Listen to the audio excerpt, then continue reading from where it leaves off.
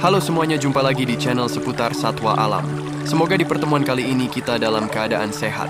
Hari ini kita akan membahas tentang capung si serangga terbang yang telah ada sejak zaman purba dan telah berevolusi sampai sekarang ini.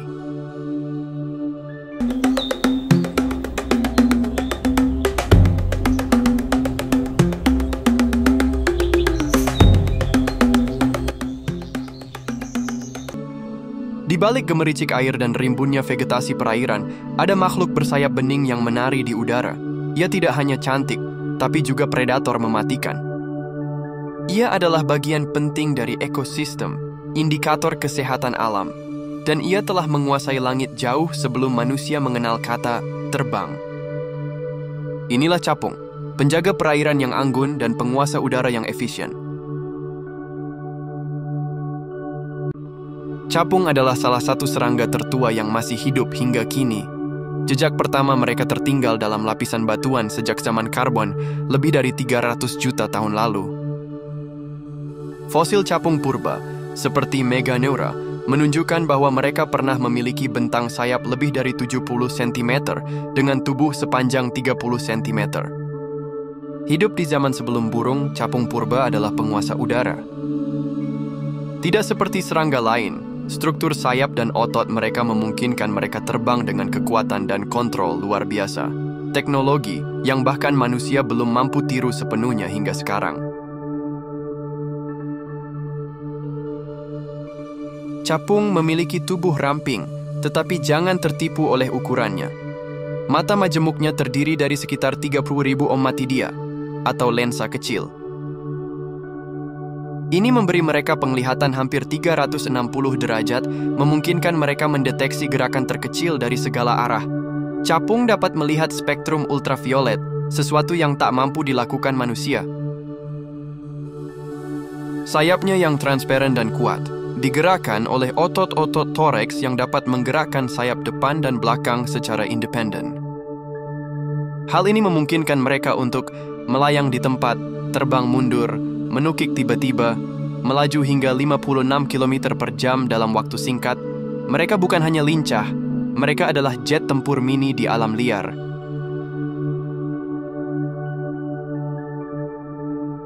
Setiap capung yang terbang di udara pernah menjadi predator air. Siklus hidup capung dimulai dari telur yang diletakkan di atau dekat perairan. Dalam beberapa hari hingga minggu, telur itu menetas menjadi nimfa, bentuk larva capung. Nimfa capung memiliki rahang khusus yang dapat menembak keluar seperti tombak, insang internal untuk bernapas, kemampuan menyamar dengan lingkungan sekitar. Mereka akan hidup di dalam air selama 1 hingga 5 tahun, bergantung pada spesies dan iklim.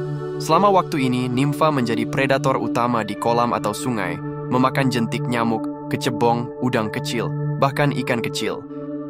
Hingga akhirnya, datanglah masa yang telah ditunggu, metamorfosis terakhir.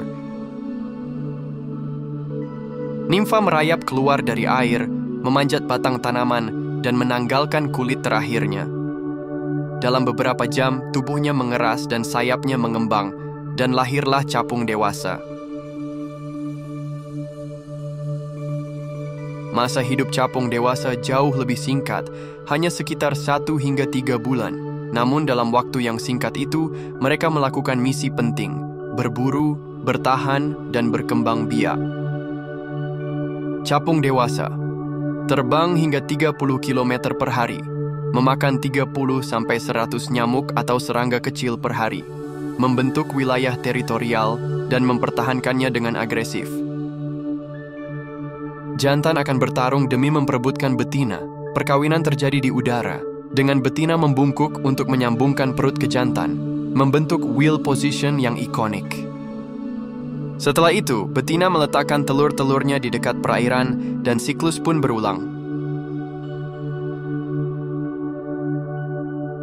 Hingga kini, ilmuwan telah mengidentifikasi lebih dari 5.000 spesies capung di seluruh dunia. 2 kelompok utama adalah Anisoptera, capung sejati.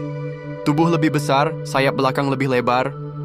Zygoptera, capung jarum, tubuh ramping, semua sayap serupa. Dari capung raksasa di Papua hingga capung kecil metalik di Asia Tenggara, keragaman mereka sangat menakjubkan. Setiap spesies memiliki keunikan sendiri dalam warna, ukuran, hingga pola migrasi. Capung bukan hanya makhluk cantik, mereka adalah penyeimbang alam. Sebagai predator, nimfa menjaga populasi jentik dan hewan kecil di air. Capung dewasa mengendalikan nyamuk dan lalat di darat. Sebagai indikator kualitas lingkungan, capung hanya berkembang di perairan yang bersih dan bebas polusi. Jika jumlah capung tinggi, itu adalah tanda bahwa lingkungan perairan sehat. Sebagai bagian rantai makanan, capung juga menjadi santapan bagi burung, katak, dan laba-laba. Mereka menjaga keseimbangan yang rumit dalam ekosistem. Sayangnya, populasi capung di berbagai belahan dunia mulai menurun.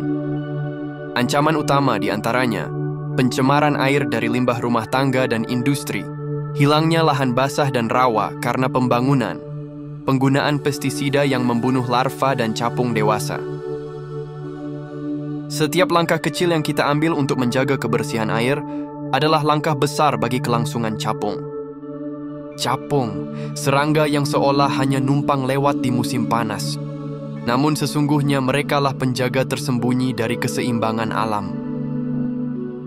Mereka sudah ada sejak sebelum manusia mengenal api, dan kini keberadaan mereka bergantung pada kita. Menjaga air tetap bersih, rawa tetap hidup, dan alam tetap seimbang adalah janji kecil kita untuk memastikan mereka tetap bisa menari di langit.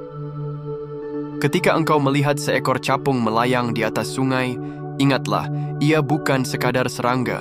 Ia adalah saksi bisu dari jutaan tahun sejarah, dan mungkin pengingat terakhir tentang pentingnya menjaga bumi. Itulah penjelasan singkat tentang capung, si indikator kesehatan alam. Jika kamu suka dengan video seperti ini, jangan lupa untuk like, komen, dan subscribe. Dan sampai jumpa di segmen Explore Alam selanjutnya.